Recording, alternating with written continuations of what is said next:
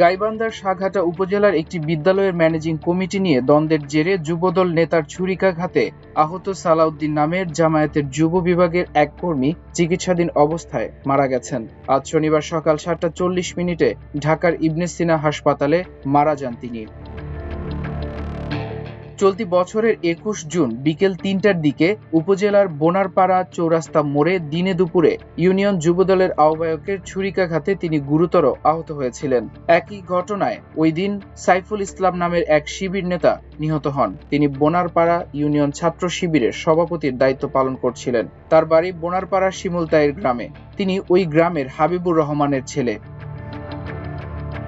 স্থানীয়রা জানান, সাঘাটার কচুয়া সরকারি প্রাথমিক বিদ্যালয়ের ম্যানেজিং কমিটি গঠনের বিষয়ে সাঘাটা উপজেলা চত্বরে স্কুলটির প্রধান শিক্ষক হাবিবুল্লাহর সঙ্গে বোনারপাড়া ইউনিয়ন যুবদলের আহ্বায়ক মুকুলের কথা কাটাকাটি হয়।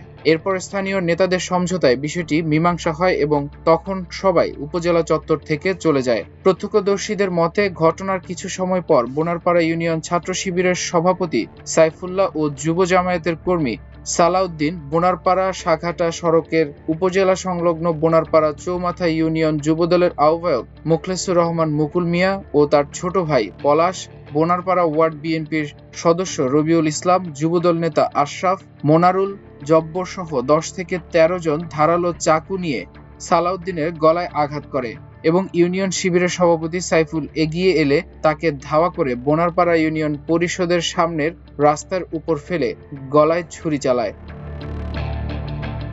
পরে ঘাতকরা দ্রুত মোটরসাইকেল নিয়ে ঘটনাস্থল থেকে পালিয়ে যায়। এ সময় সাইফুল্লাহ ও সালাউদ্দিন দুজনই রক্তাক্ত অবস্থায় রাস্তায় পড়েছিলেন। পরে স্থানীয় লোকজন আহত দুজনকে উদ্ধার করে গাইবান্ধা জেনারেল হাসপাতালে নেন। তবে কর্তব্যরত চিকিৎসক শিবির নেতা সাইফুল্লাহকে মৃত ঘোষণা করেন।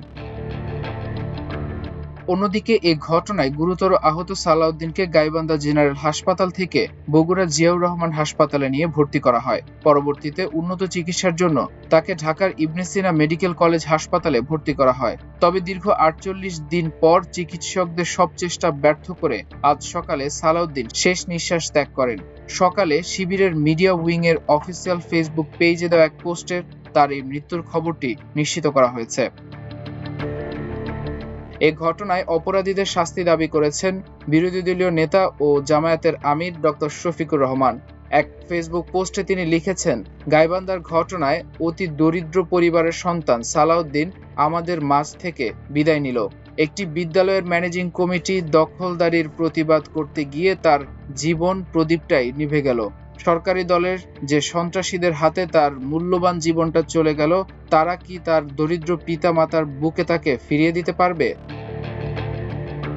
জামায়াত আমির আরো লেখেন, অতি নিন্দনীয় এ ঘটনায় সকল দুষ্কৃতকারীকে এখনো পাকড়াও করা হয়নি। তাদের পাকড়াও করে আইনের আওতায় এনে কঠিন শাস্তি দিতে হবে। দুর্নীতিবাজ, দখলদার, চাঁদাবাজদের বিরুদ্ধে ন্যায় ও ইনসাফের বিজয়ের মধ্য দিয়ে এই প্রতিশোধ নেওয়া হবে।